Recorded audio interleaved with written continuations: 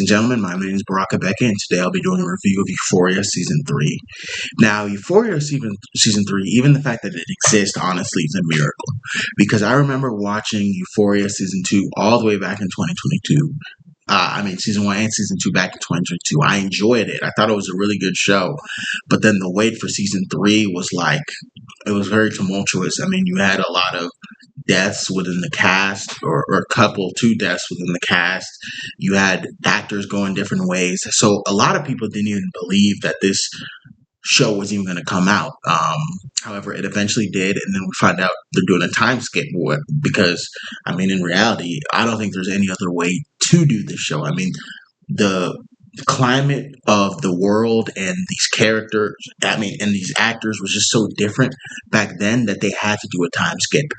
And not only do they do a time skip, they also do a sort of genre shift. The first Euphoria was more of like a high school drama sort of vibe with a crime underbelly, a little there sprinkled in, but this show is primarily crime, with a little bit of other genres sprinkled in, but mainly crime, western sort of vibe. And I mean, I have a lot of mixed feelings on this season.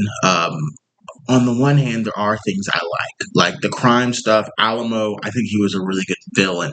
I think the actor who plays him does a really good job of portraying him. He is kind of stereotypical, but it's the stereotype done well, so I'm not overly upset about it. And I think his relationship with Rue and eventually where it ends, I think it's a gut check, and it's really sad to see her, because by the end, Alamo essentially makes her OD, and it's a sad end to Rue's character, but it's definitely an end that you could kind of see coming if you follow Rue and just her reality. So I think their relationship was done well. Cassie and Maddie, I do think they kind of dumbed down Cassie's character. I think they kind of played up her stupidity, I guess, within this season, but she is still very, very fun to watch. Sydney Sweeney, she does a good job with this character, and Maddie is definitely a fan favorite of mine. Is one of my favorite characters, and she's great in this. Outside of her decision to randomly snitch on Rue, outside of that, she's great, and I enjoyed her character arc and kind of seeing her, come to grips with this new role she has of being a quasi pimp, as well as a manager assistant. And Lexi's kind of in the background, but Lexi's always kind of been a secondary character, especially in season 1. Season 2 gave her a little bit of a focus, but she was never really, in the front center. But what she has here, I think, is cool, and she's stayed consistent with her character. I don't think they altered her all too much. However, the two characters I feel that got the short end of the stick in season 3, number one would be Nate Jacobs. Nate goes from season 1, season 2 being one of the best characters, most interesting characters, most dynamic characters. Really, primarily one of the people I tuned into Euphoria to watch, just because of how diabolical of a villain he was, and just seeing what would Nick Jacobs do next. But this season, they really lobotomized Nate. It is bad. And obviously there's a time skip. Obviously things happen off screen that we never see. But from what we see as an audience, last time we see Nate to now, there's just and the problem is there's no adequate explanation for the reason his character shifted.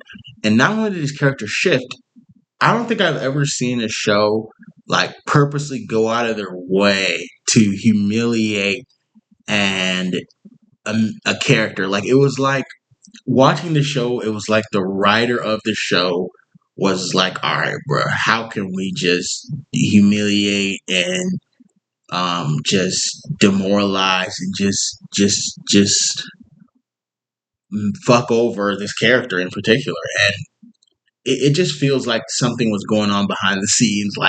There might have been just something didn't feel right about how Nate's arc was handled. I mean, he pretty much just spends the whole season just getting cucked and just beat down and tortured, and he never really has any redemption or even any pulse, anything. He just gets fucked over the whole season, and then he dies unceremoniously by a snake randomly. I don't know. I feel like they could have done better with him. And Jules, she doesn't have much to do. And I mean, honestly, would I have wanted to see more Jules in the season?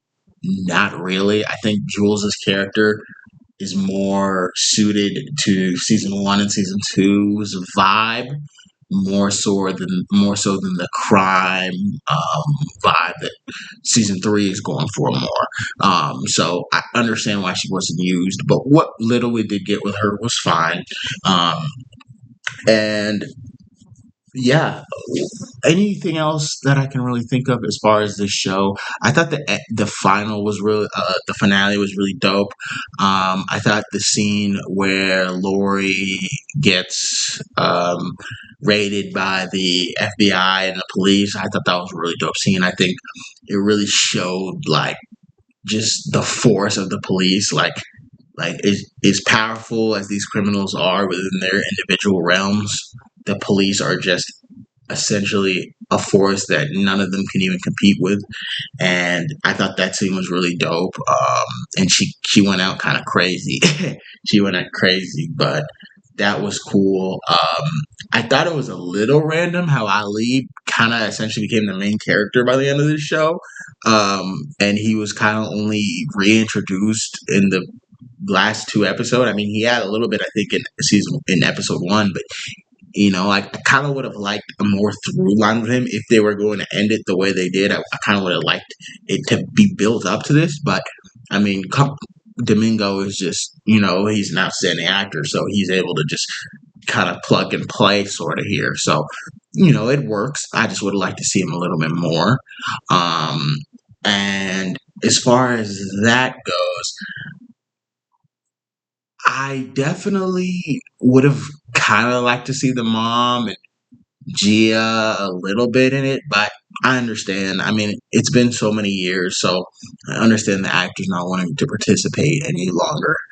It makes total sense. And that's the main thing. I mean, I think it's a solid season of television. I mean, the Euphoria, the production's always on point, the visuals are always on point, And I mean, if you like the first two seasons, this is different. I mean, it's not all because you like the first two doesn't mean you'll like this one. But I think, I think this is a story that at this point, right, if you've been a fan of Euphoria, you're going to want to watch it to its conclusion. And this isn't bad by any means. I mean, there's a lot of, I mean, I see a lot of discourse online. They're acting like it's the worst thing ever. I even saw someone say it was the worst stuff they've ever seen. Like, come on now, with this production value, with this creativity in the writing. I mean, it doesn't have to be your cup of tea, but to act like this is just bad television, I believe, is disingenuous at best. But you know, everyone has the title to their own opinion. I overall season three, I give it a seven. I give it a seven. There's some ups, there's some downs, but overall, I think this is solid television. And if you watch season two, one and two, I think um, after all these years, you might as well just finish it out. But that is Brock Beckett signing off.